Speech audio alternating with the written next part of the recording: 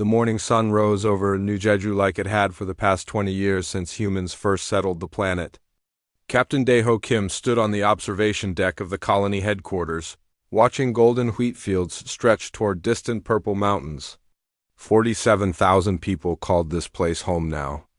Children ran through the streets below, laughing as they chased each other to school. Farmers loaded their trucks with fresh produce destined for the market. It was peaceful. It was safe. It was everything humanity had dreamed of when they reached for the stars. Daeho sipped his coffee and checked the morning reports. Everything showed green. The fusion reactors hummed smoothly. The atmospheric processors kept the air clean and breathable. The defense grid reported no unusual activity in the system. Just another quiet day on the frontier, 3,000 kilometers away. Commander Hyun-woo Park kissed his wife, Ji-won, goodbye at their front door. Their daughter Nari clung to his leg, asking him to stay home for breakfast. He smiled and promised to be back for dinner. He had patrol duty today, flying circuits around the planet in his aging defense fighter. It was boring work, but it paid well and kept his family safe. Ji-won reminded him to pick up milk on the way home. He laughed and said he would try not to forget this time. Dr. Minji Choi worked in her laboratory on the edge of the colony, studying soil samples from the northern continent. She was a xenobiologist, fascinated by the strange fungi that grew in New Jeju's forests. Her research might lead to new medicines or better crops. She loved this work. It felt important and pure, adding something good to the universe. None of them knew that 15 Vorath warships had just entered the system. The Vorath Empire had existed for 3,000 years, built on the ashes of 17 conquered civilizations. They believed in a simple philosophy: strong species ruled, weak species served or died. They had watched humanity spread across the stars for decades now, studying them, measuring them. The Vorath saw farmers and traders, scientists and dreamers. They saw weakness. War Prince Kethras commanded the assault fleet from his flagship. He looked at New Jeju on his tactical display and felt nothing but contempt. The planet had almost no military defenses. A few old fighters, some ground-based plasma cannons, orbital sensors that were generations behind Vorath technology. This would not be a battle. It would be a lesson. He opened a communication channel to the colony. Daeho answered, confused at first to see an alien face he did not recognize. The Vorath had never contacted humanity before. "I am War Prince Kethras of the Vorath Empire," the alien said. His voice was cold and mechanical through the translator. "Your species has expanded into territory we claim. You will cease all colonization immediately. You will pay tribute to the Empire. You will acknowledge Vorath supremacy. These are not negotiations. This is how things are." Daeho felt his blood run cold. He tried to respond calmly, tried to explain that New Jeju was in neutral space, that humanity had followed all galactic settlement laws, that there must be some mistake. Kethras smiled. It was not a kind expression. "There's no mistake. We are teaching you your place in the galaxy. Watch and learn." The channel closed. Alarms screamed across the colony. Daeho ran to the command center, shouting orders. He activated the emergency broadcast system, telling all civilians to get to the shelters immediately. He called Hyun-woo and the other defense pilots, ordering them to scramble. Hyun-woo was already running to his fighter when his communicator buzzed. He heard Daeho's voice, heard the panic beneath the military discipline. He climbed into his cockpit and launched skyward with 11 other pilots. 12 fighters against 15 warships. The math was simple and terrible. The Vorath did not even pretend to fight fairly. Their first salvo destroyed the orbital sensor network. Their second hit the fusion reactors, cutting power to half the colony. Their third targeted the evacuation shelters. Hyun-woo and his squadron tried everything. They fired every missile, used every trick they had learned in training. They managed to damage one Vorath ship before the enemy fighters launched. The dogfight lasted 8 minutes. 8 of the 12 human pilots died in that time. Hyun-woo survived only because his fighter took a hit that disabled his weapons but not his engines. He fled toward the colony, screaming into his radio for evacuation ships to launch. 3 transport vessels lifted off, their holds crammed with civilians grabbed from the nearest shelters. Haiyan provided cover as they burned for orbit, trying to draw Vorath fire away from the transports. He succeeded. A Vorath missile struck his fighter's port wing. He ejected 2 seconds before the craft exploded. His escape pod tumbled through the atmosphere as he watched the transports jump to faster than light speed. 3,000 people saved. 3,000 out of 47,000. Below him, the Vorath fleet opened fire on New Jeju itself. The bombardment was methodical and complete. Plasma beams turned buildings to glass. Kinetic strikes shattered the ground. The wheat fields burned. The streets where children had played that morning ceased to exist. Daeho died at his post, trying to coordinate defenses until the very end. Jiwon and Nari died in their home, holding each other as the ceiling came down. Dr. Minji Choi had been in her laboratory when the attack began. She ran outside and saw the sky burning. She recorded everything on her personal device, her scientist's mind taking over even as her heart broke. She documented the Vorath ships, their weapons, their tactics. She filmed the destruction of her home, her colony, her world. Then a piece of shrapnel from an exploding building struck her leg and she fell. A stranger grabbed her and dragged her toward an emergency bunker. They huddled underground with 40 other survivors as the world ended above them. When the bombardment finally stopped 6 hours later, they emerged to find nothing left. No colony, no buildings. No people. Just ash and fire and the lingering heat of plasma weapons, a rescue beacon activated automatically, and 18 hours later a human cargo ship arrived to find survivors scattered across the ruins. They found Haiyan-Wu's pod in a crater 20 kilometers from where the colony had been. They found Minji and 41 others in their bunker. They found hundreds more in caves and valleys. People who had been away from the colony on the day it died. In total, 3,047 humans survived the attack on New Jeju. 43,009. 153 did not. The survivors were loaded onto transport ships and sent back to Earth. The journey took 3 weeks. Haiyan-Wu sat in the cargo hold every day, staring at nothing. He had failed to save his wife. He had failed to save his daughter. He had failed at the one job that mattered. Minji worked with the ship's crew, organizing the survivor testimonies, making sure every detail of the attack was recorded. When they asked her why she was pushing herself so hard with her legs still healing, she said someone needed to remember exactly what happened. Someone needed to make sure the truth was known. When the transports arrived at Earth, the United Terran Council was waiting. The survivors gave their testimony. Minji showed her recordings. The council members watched in silence as New Jeju burned on the screens before them. The Vorath sent a message 3 days later. They demanded that humanity abandon 10 more colony worlds and begin paying tribute within 30 days. They said this was the price of peace. They said humanity should be grateful the Vorath were being so generous. The council chambers were completely silent as the message played. When it ended, the speaker of the council stood up. His face showed no emotion at all. "Close all diplomatic channels with the Vorath Empire," he said quietly. "Recall every ship to home systems. Activate the emergency production protocols. And someone find Admiral Taeyang Lee. Tell him we have work for him to do." The vote was unanimous. Not a single voice called for negotiation or restraint. Humanity went silent. No more messages. No more diplomacy. No more talking at all. The Vorath waited for humanity to beg for mercy. They had seen it 17 times before from 17 different species. They did not understand that humanity was not begging.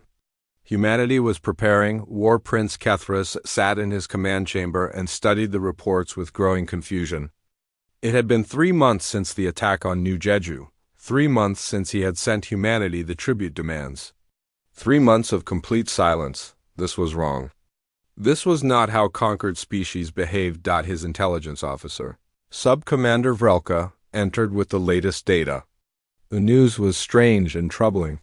Human ships had vanished from all major trade routes. Every human colony world had ceased external communications. Human merchants no longer visited the neutral trading stations. It was as if humanity had simply withdrawn from the galaxy. Perhaps they are gathering the tribute, Vrelka suggested. Some species need time to accept their new reality. Kethras shook his head. He had conquered species before. They always responded quickly, either with submission or with desperate military strikes. Silence meant something else, though he could not figure out what. "Send scouts to their border systems," he ordered. "I want to know what they are doing." The scouts never returned. On Mars, the red planet that humanity had transformed into a massive industrial complex, Chief Engineer Junho Nam worked 18-hour days. The shipyards that normally produced cargo vessels and colony ships had been completely retooled. Now they built only warships. The scale of production was staggering. Every available resource in human space was being redirected to this single purpose. Asteroid miners worked overtime pulling raw materials from the belt. Fusion plants operated at maximum capacity. Factory workers slept in shifts on the production floors. Junho walked through the construction bays, watching hundreds of ships take shape. They were not elegant vessels. They were built for one thing: destroying Vorath warships as efficiently as possible. Heavy armor, redundant systems, missile pods that could fire until the magazines were completely empty. These were not ships meant to patrol or explore. These were weapons. A young engineer approached him with a question about the armor plating on one of the new destroyers. Junho looked at the specifications and made a decision that would have been unthinkable 4 months ago. "Double it," he said. "I do not care if it makes the ship slower. I want every vessel to be able to take hits and keep fighting." "But sir, that will reduce our total ship count by almost 15%. We could build more ships if we use standard armor." Junho turned to look at the young man. "I do not want more ships. I want ships that can reach the Vorath homeworld and deliver our message. Build them tough. Build them angry." On Earth, Colonel Subin Yang drilled her soldiers until they moved like machines. The Wraith Corps was humanity's elite special operations force, trained for boarding actions and ship-to-ship combat. Before New Jeju, they had been peacekeepers and rescue specialists. Now they were training for something very different. Subin watched her troops practice breaching a mock-up of a Vorath ship. They moved fast and brutal, clearing rooms with precise gunfire. No prisoners. No mercy. Just efficiency. A young corporal approached her after the drill. "Ma'am, some of the troops are asking about rules of engagement. What are the protocols for Vorath civilians if we encounter them?" Subin considered the question carefully. She thought about the children on New Jeju who had been playing in the streets. She thought about the families who had died in their homes. "The Vorath did not ask those questions when they attacked us," she said. "But we are not them. Civilians are not targets. However, anyone in a Vorath military uniform or carrying a weapon is a legitimate combatant. Make sure everyone understands that distinction." The corporal nodded and left. Subin went back to planning the assault drills, but the question bothered her. She wondered if there was any way to win this kind of war without losing something essential about what made humanity human. Dr. Minji Choi had left her laboratory behind. She now worked in a classified facility beneath the Terran Council headquarters, helping naval intelligence understand the Vorath. She studied every piece of information available about them, building psychological profiles and tactical assessments. What she learned disturbed her. The Vorath had crushed 17 civilizations over 3,000 years. Some had tried to fight. Some had surrendered immediately. Some had attempted diplomacy. None of it had mattered. The Vorath only respected strength, and once they decided to attack, they never stopped until the target was completely broken. But there was something else in the data. Something important. "They have never fought a species willing to match their brutality," Minji told the intelligence director during a briefing. "Every species they conquered either surrendered quickly or fought defensive wars. No one has ever taken the fight to their home systems.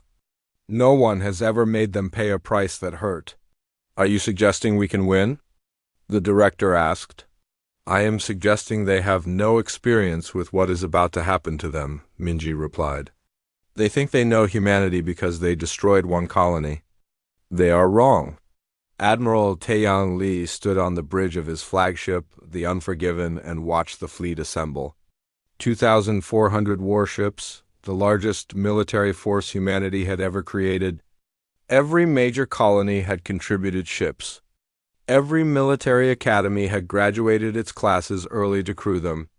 Every weapon humanity could build had been loaded aboard. This fleet represented an enormous sacrifice. The economy was in chaos. Colony expansion had stopped completely. Civilian shipping had been reduced to bare minimums.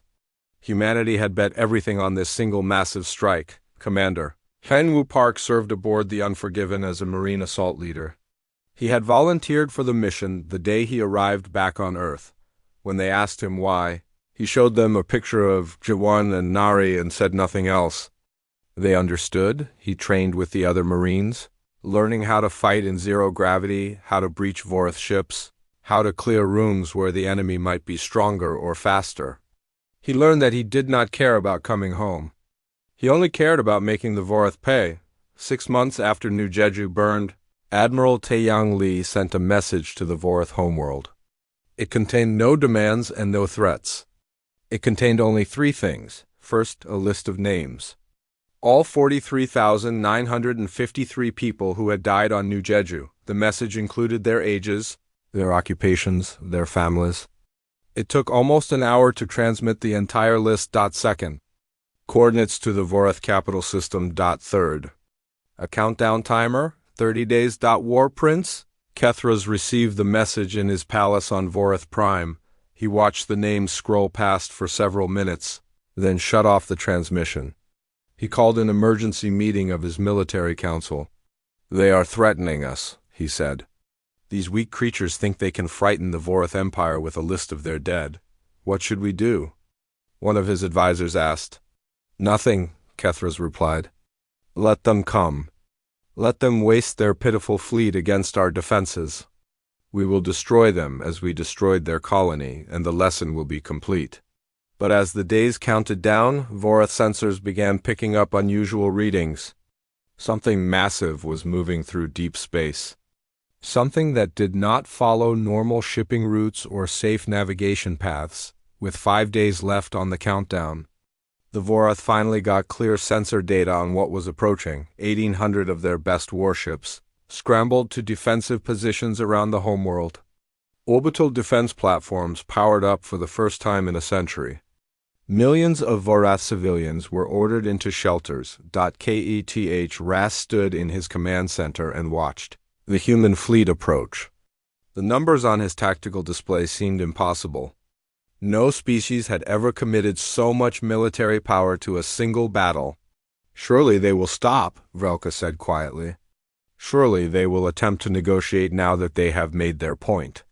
Kethras said nothing.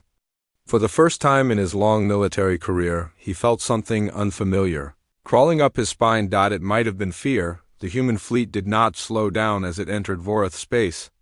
They did not broadcast demands. They did not offer terms. They simply came on like a wave of dark metal and cold fury. Ken Yan Suhan commanded the destroyer, remember, them at the front of the formation. She opened a channel on all Vorith frequencies and spoke 7 words that would be remembered across the galaxy. You wanted to teach us our place. Then the first missiles launched, and the killing began. The battle for Vorith Prime began at exactly the moment the countdown reached 0.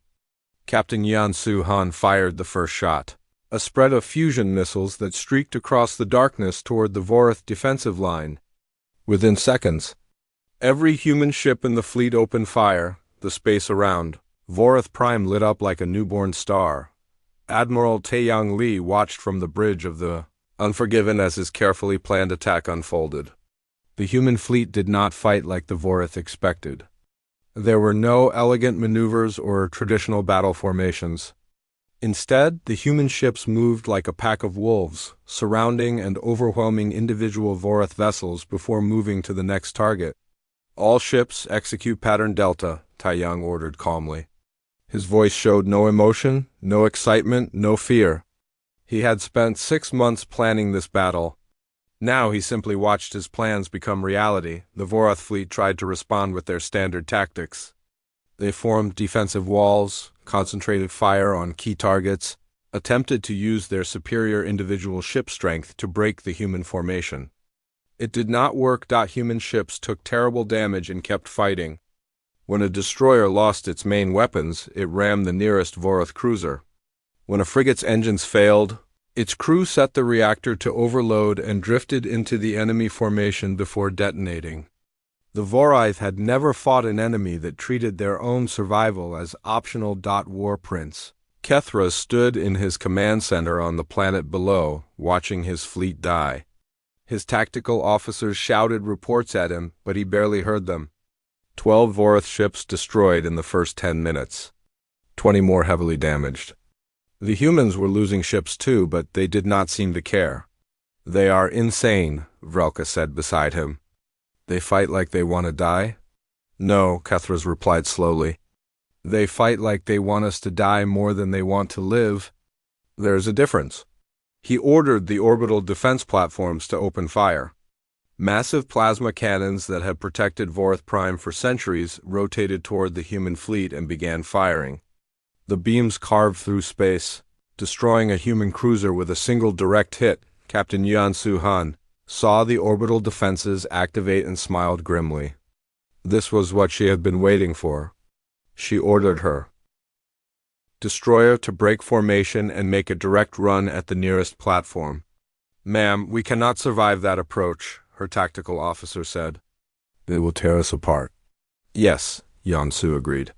"But we will reach them first. Lock all missiles on that platform. Set the reactor to overload on my mark. And someone make sure the crew knows what we are about to do." The Remember Them accelerated toward the orbital platform, taking hit after hit. The armor held for the first 30 seconds, then began to fail. Compartments decompressed. Systems went offline. But the ship kept going. At 2 kilometers from the platform, Yuan-Su gave the order to fire everything. Every missile, every torpedo, every weapon the destroyer carried launched at once. Then she set the reactor to overload and ordered the crew to the escape pods. Most of them made it out before the Remember Them struck the orbital platform at full speed. The explosion destroyed both the ship and the platform, creating a brief new sun in orbit around Vorath Prime. Across the battlefield, other human captains saw what Yuan-Su had done and followed her example. Within 20 minutes, all 8 orbital platforms were destroyed. The cost was 23 human ships, but Admiral Taeyang Li considered it a bargain. "Send in the assault teams," he ordered. Commander Haiyan-Wu Park had been waiting for those words. He stood in the launch bay of the Unforgiven with 200 Wraith Corps Marines, all of them sealed in combat armor and carrying enough weapons to start a small war. Their target was the Vorath flagship, the massive warship where Kethras himself commanded the defense. "Remember the mission," Colonel Su Bin-Yang said over the com. She was leading another assault team targeting a different Vorath ship. "Disable the command structure. Destroy their ability to coordinate. Make them afraid." The breaching pods launched small armored capsules that accelerated toward enemy ships like bullets. Vorath Point Defense tried to shoot them down, but there were too many. Haiyan-Wu felt his pod shudder as it struck the Vorath flagship's hull. Shaped charges detonated, blowing a hole through the armor, and the pod's front opened. Haiyan-Wu was the first one through, his rifle already firing. The Vorath ship's interior was strange and alien, with low ceilings and odd angles. But the enemy soldiers were easy enough to recognize. He shot 3 of them before they even realized. Humans had boarded their ship. The Marines moved through the ship like a tide of violence. They did not take prisoners. They did not accept surrender. They simply cleared room after room, pushing toward the command deck. The Vorath fought hard, but they had never trained for this kind of boarding action. They had been the aggressors for so long that they had no doctrine for defending their own ships. Haiyan-Wu reached a junction and saw a Vorath officer trying to seal a blast door. He recognized the uniform, the rank markings of someone important. For just a moment, he hesitated. This alien was trying to run, not fight. Then he remembered Nari's laugh. He remembered G1's smile. He remembered the morning they died. He pulled the trigger. The assault teams fought through the Vorath flagship for 2 hours. They lost 60 Marines in that time, but they reached the command deck. Heinwu planted explosives on the main control systems while other Marines held the entrance against counterattack. When the charges detonated, the flagship lost its ability to coordinate the fleet. Colonel Subin Yang's team accomplished similar objectives on 3 other major Vorath vessels. By the time the assault teams evacuated back to the human fleet, the Vorath defense had collapsed into chaos. Admiral Taeyang Li pressed the advantage. His ship surged forward, cutting through the disorganized Vorath formation. The battle became a slaughter. Vorath ships tried to retreat, but the humans pursued them. Some Vorath captains tried to surrender, but the humans did not acknowledge the transmissions.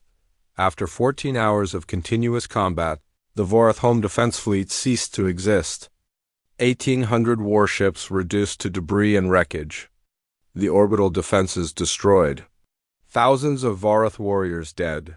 The human fleet had lost 437 ships. 8,000 human sailors and marines would never go home. But they had one. Keth Ras stood in his command center and watched his tactical display show nothing but red. His fleet was gone. His defenses were gone. The human ships now held orbit around Vorath Prime, and there was nothing he could do to stop whatever came next. Should we evacuate the capital? Vrelka asked quietly. Kethras shook his head. Where would we go?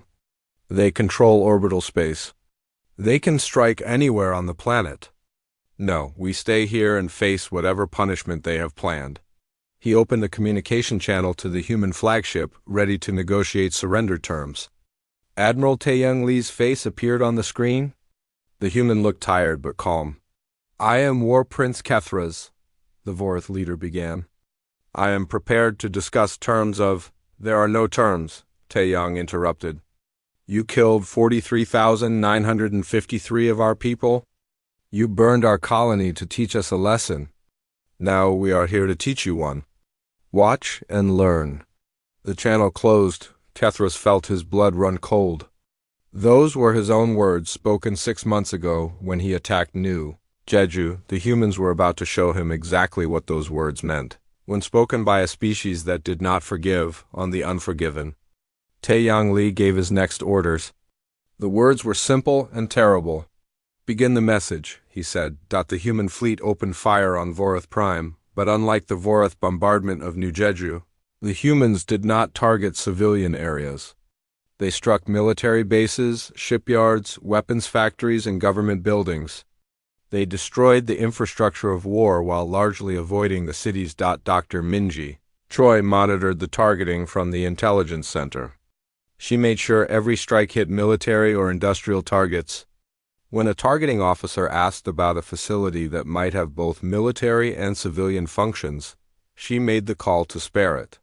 We are not here to kill their people, she said. We are here to kill their ability to make war. There is a difference.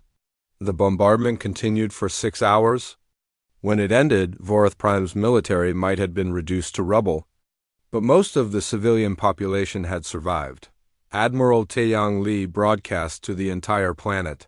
You wanted to teach us our place in the galaxy. You wanted us to know we are weak. You were wrong. We left your cities standing. We left your people alive. We gave you more mercy than you gave us. Remember that. Remember the name New Jeju. Remember what happens when you mistake human kindness for human weakness. In the command center below, Kethras listened to the message and finally understood the terrible mistake he had made. He had not attacked a weak species. He had attacked a sleeping giant. And now that giant was awake and angry. The bombardment had stopped, but Vorath Prime still burned. Not from weapons fire, but from the secondary fires that always followed destruction. Smoke rose from what had been military academies, weapons factories, and government centers. The Vorath people huddled in their homes and shelters, waiting to see what the humans would do next. War Prince Kethras expected occupation forces. He expected terms of surrender. He expected humanity to claim the Vorath homeworld as conquered territory. That was what victorious species did. Instead, Admiral Taeyang Lee sent a simple message to the planetary government. We are not here to rule you. We are not here to rebuild what we destroyed. We are here to ensure you remember what you did and what it cost. You will receive no occupation. You will receive no assistance. You will have exactly what you left us, ruins and memory. The Vorath government tried to respond, tried to negotiate, tried to understand what the humans wanted. Taeyang Lee did not answer any of their messages. On the Unforgiven, Commander Hyanwoo Park stood in the briefing room with the other assault team leaders. Colonel Subin Yang displayed a map of Vorath Prime showing their next targets. These are the remaining military facilities, she explained. Training centers, reserve armories, recruitment stations. We go down, we destroy them, we leave. We do this quickly and completely. One of the younger officers raised his hand. Ma'am, many of these facilities are near civilian areas. Are we certain we can avoid collateral damage? Subin looked at him steadily. We can and we will. We are not the Vorath. We do not kill civilians because it is convenient. Any soldier who causes unnecessary civilian casualties will answer to me personally. Is that clear? It was very clear. The assault teams deployed to the planet's surface over the next 3 days. Hyanwoo led his Marines through a training academy on the northern continent. They found young Vorath recruits, barely adults, cowering in the barracks.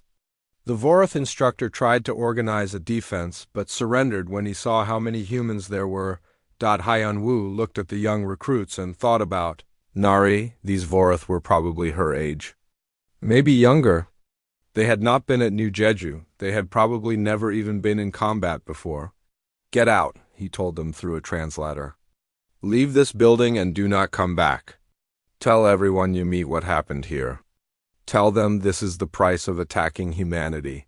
The recruits fled. Hyanwoo's team planted explosives and destroyed the academy. They did the same at 6 other facilities that day. Each time, they evacuated any Vorath they found first. Each time, they made sure the buildings were empty before the explosives detonated. That night, Hyanwoo sat in the transport ship and tried to feel something about what they had done. Victory? Satisfaction? Justice? He felt nothing. Just emptiness where his family used to be. Dr. Minji Choi had come down to the planet with a specialized team. Their mission was different from the combat operations. They went to the Grand Archive of Vorath Conquests, a massive building in the capital, where the Empire kept records of all their victories. The archive contained detailed histories of 17 civilizations the Vorath had destroyed. There were monuments to Vorath warriors, displays of conquered species artifacts, and educational exhibits teaching young Vorath about their empire's superiority. Minji walked through the halls with cold fury building in her chest. She saw monuments to atrocities. She saw the Vorath celebrating genocide. She thought about all the species who had suffered like New Jeju had suffered, who had lost their children and their homes to Vorath pride. Delete it all, she ordered her team. Every record, every monument, every piece of propaganda that makes them proud of what they did. The team worked for 12 hours, methodically erasing the Vorath's historical records of their conquests. They removed the monuments and melted them down. They destroyed the artifacts and displays. When they were finished, the Grand Archive was empty except for one thing. Minji installed a new display in the main hall. It showed the names of everyone who died on New Jeju, all 43,953 of them. Below the names, she placed a message in every Vorath language. This is what happens when you teach humanity its place. Remember these names. Remember this price. 17 civilizations fell to your empire and could not stop you. Humanity stopped you in 6 months. Think about that before you ever threaten us again. Chief Engineer Junho Nam led teams through the Vorath shipyards, carefully documenting everything before they destroyed it. He was impressed by some of their technology, disturbed by other aspects. The Vorath built their ships with slave labor from conquered species. The working conditions were horrific. His teams freed thousands of slaves from dozens of different species. They provided transport off-world for any who wanted to leave. Many of the freed slaves asked to help destroy the shipyards. Junho allowed it, one of the former slaves. A creature from a species Junho did not recognize approached him as they planted explosives in the main construction bay. "Why did you come?" the alien asked through a translator. "Why did you risk so much to punish the Vorath?" Other species learned to avoid them. Junho thought about how to answer. "Because they killed our people and thought we would do nothing. Because if we do nothing, they will kill more of our people. Because someone had to show them there are consequences." "You are terrifying," the alien said quietly. "Yes," Junho agreed. "We are, but only to those who hurt us first." The systematic destruction of Vorath military capability continued for 2 weeks. The human fleet remained in orbit, controlling the space around the planet. Marines and engineers moved across the surface, eliminating anything that could be used to rebuild the Vorath war machine. They destroyed every shipyard and manufacturing facility. They destroyed military academies and training centers. They destroyed the weapons research laboratories. They even destroyed the orbital elevator that had made space travel easy for the Vorath, but they left the hospitals alone. They left the farms alone. They left the civilian infrastructure intact. Food shipments were allowed through. Medical supplies were delivered. Admiral Taeyang Li monitored the operations from the Unforgiven and made a decision he knew would be controversial. He ordered supply ships to be sent to Vorath Prime carrying food and medicine. When his officers questioned the order, he explained his reasoning. "We are not here to starve civilians or create a humanitarian crisis. We are here to destroy their ability to make war. There is a difference. The Vorath people need to survive so they can remember what happened here. Dead people do not remember. Dead people do not spread warnings." Colonel Subin Yang found herself in a strange situation. Her Wraith Corps, trained to be humanity's most elite warriors, ended up helping establish temporary shelters for displaced Vorath civilians. They provided security for food distribution. They helped repair water systems damaged in the fighting. One of her sergeants asked her why they were helping the enemy. Subin gave him the answer she had been telling herself. "Because we are better than they are? Because we can destroy their military and still show mercy to their people. Because if we become like the Vorath, then they won even though they lost." Commander Hyun-woo Park was not so philosophical. When he saw Vorath civilians receiving human aid, he felt anger rising in his chest. These people had benefited from the Empire's conquests. They had lived comfortable lives while other species suffered, but then he saw a young Vorath child, maybe 5 years old, crying because she was hungry and scared. He saw Vorath parents trying to comfort their children in the ruins of their world. He thought about Ji-won and Nari. He thought about what they would want him to do. He did not help distribute the supplies. He could not bring himself to do that. But he did not interfere with those who did. It was the best he could manage. After 23 days on and around Vorath Prime, Admiral Taeyang Li gave the order to withdraw. The human fleet assembled in orbit, preparing to leave Vorath space. Before they left, Taeyang sent one final message to the planet below. "We came here because you attacked us. We destroyed your fleet and your military because you needed to learn a lesson. That lesson is this: humanity does not seek war, but we will finish any war that others start. We do not conquer, but we will destroy those who try to conquer us. We showed you mercy by leaving your people alive. Do not make us come back. We are leaving now. We are leaving you with a choice. You can rebuild your military and try again. If you do, we will return and finish what we started. Or you can choose peace. You can rebuild your civilization without conquest. You can join the galaxy as partners instead of predators. Choose wisely. We will be watching." The human fleet jumped to faster-than-light speed and left Vorath space on the planet below. War Prince Kethras stood in what remained of his command center and watched them go. He had survived the battle. He had survived the occupation. But he had not survived with his pride intact. The new Vorath government, formed from the surviving civilian leadership, immediately issued a decree. It was simple and absolute: never engage human vessels. Never threaten human territory. Never forget what happens when you do. Kethras was removed from command and exiled. He spent his remaining years in a small dwelling on the edge of the capital, writing an account of what had happened. His final words became famous across the galaxy. We thought humanity was weak because they were peaceful. We learned too late that they were peaceful because they were strong. Strong enough to choose mercy. Strong enough to destroy us and then walk away. I wish we had never taught them otherwise.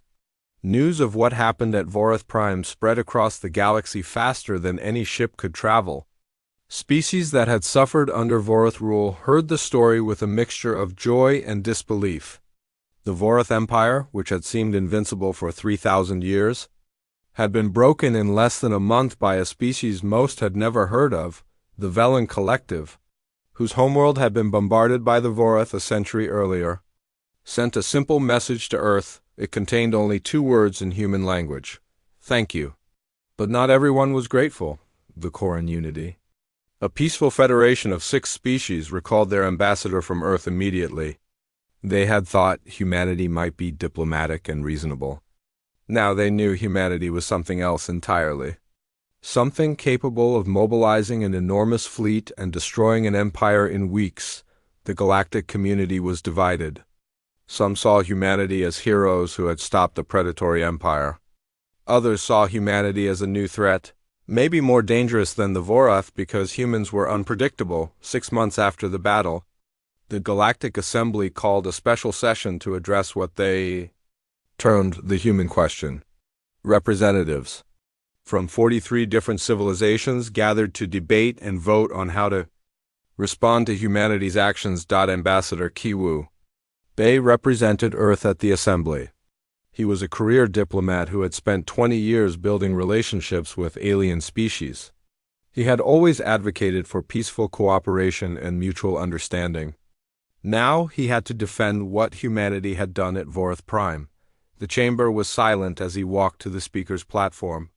He could feel the tension in the air, the fear and uncertainty from species who now saw humanity differently. Members of the Assembly, he began, his voice calm and clear. I understand why you are concerned. What happened at Vorath Prime was brutal and overwhelming.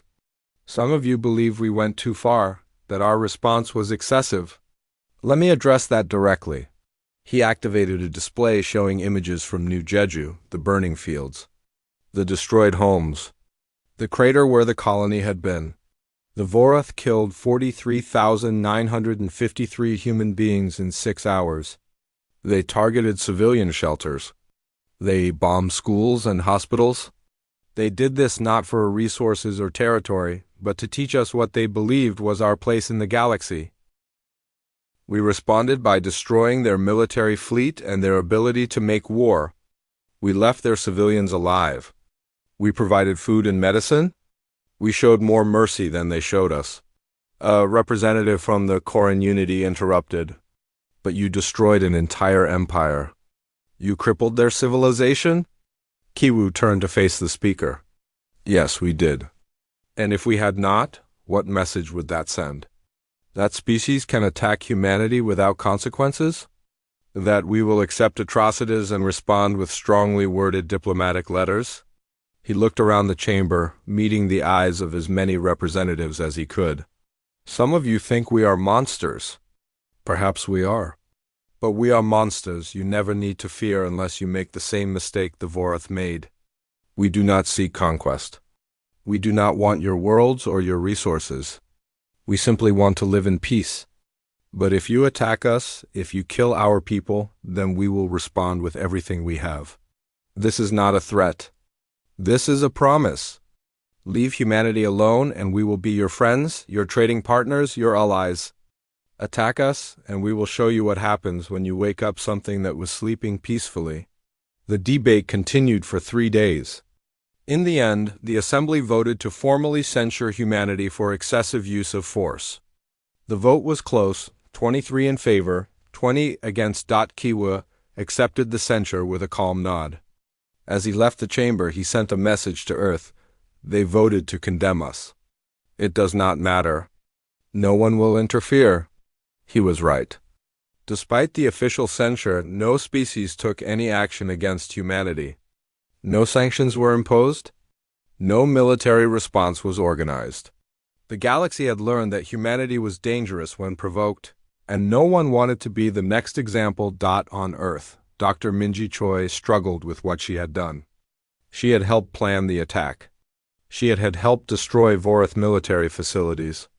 She had deleted their historical records. She had done all of this in the name of justice, but now she wondered if justice and revenge were really different things. She visited the therapist and talked about her feelings. The therapist listened and asked a simple question. "Do you regret what you did?" Minji thought carefully before answering. "I regret that it was necessary. I regret that we live in a galaxy where sometimes you have to burn someone's world to make them stop burning yours. But no, I do not regret doing it. If we had done nothing, the Vorath would have attacked again. More colonies would have burned. More people would have died. Can you live with that?" The therapist asked. "I have to," Minji replied. "We all have to." Commander Hyun-woo Park returned to military headquarters and was offered a promotion to colonel. He was offered medals and honors for his actions at Vorath Prime. He declined everything instead. He requested a transfer to the memorial site on New Jeju. The planet was being slowly rebuilt, not as a colony but as a remembrance, a place where people could visit and see what had happened. Hyun-woo spent his days maintaining the memorial wall where 43,953 names were carved.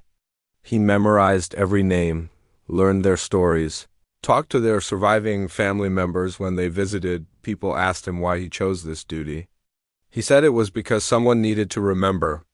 Someone needed to make sure the names were not just numbers.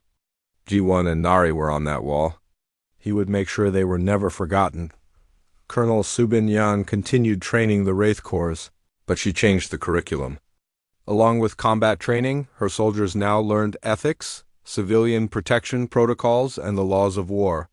She wanted to make sure the next generation of warriors understood the difference between necessary force and cruelty. A young recruit asked her during a lecture why they bothered with such distinctions.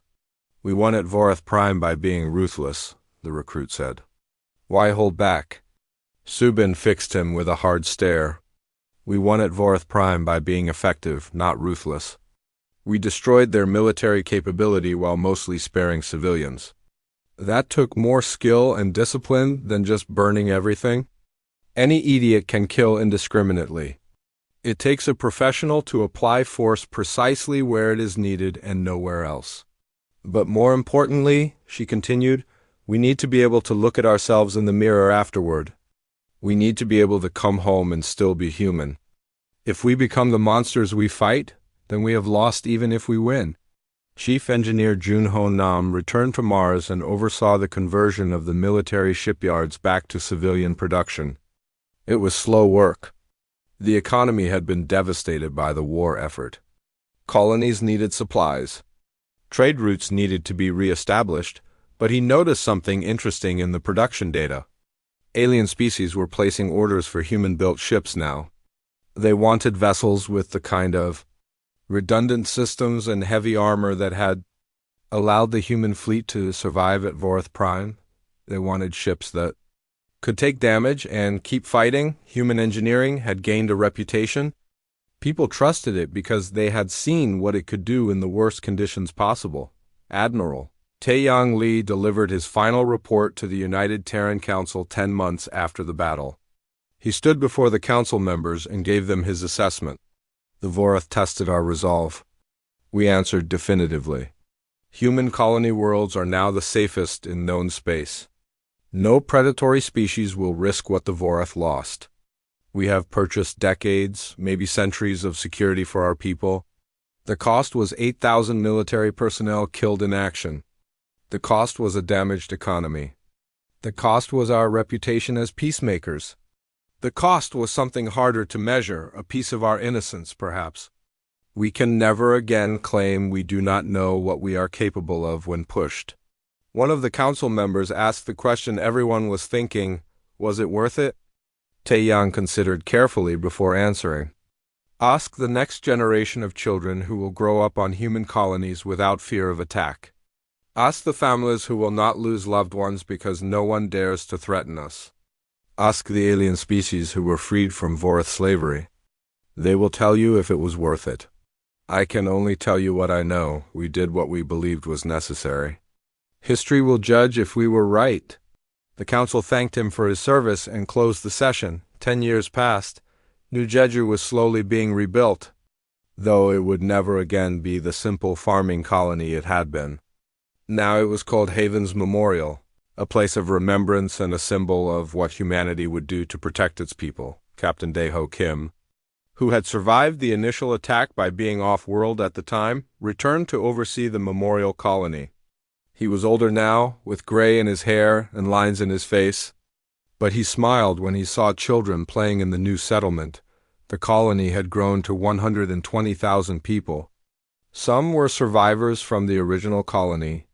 Others were new settlers who wanted to honor what had happened here by building something beautiful from the ashes. At the center of the main settlement stood a black marble wall with 43,953 names carved into it.